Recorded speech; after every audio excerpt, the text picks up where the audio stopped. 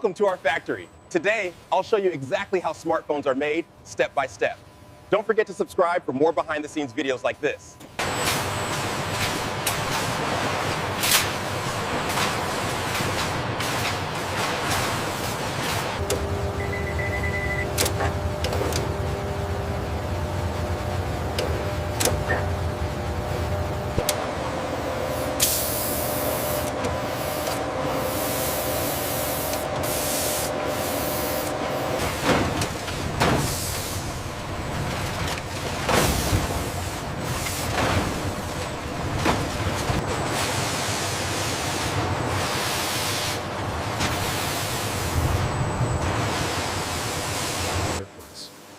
We refine these materials at a molecular level, ensuring maximum durability.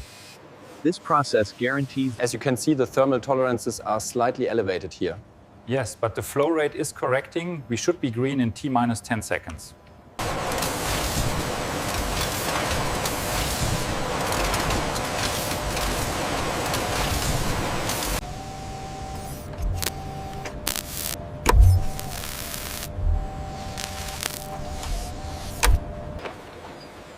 Every batch is refined and tested for quality.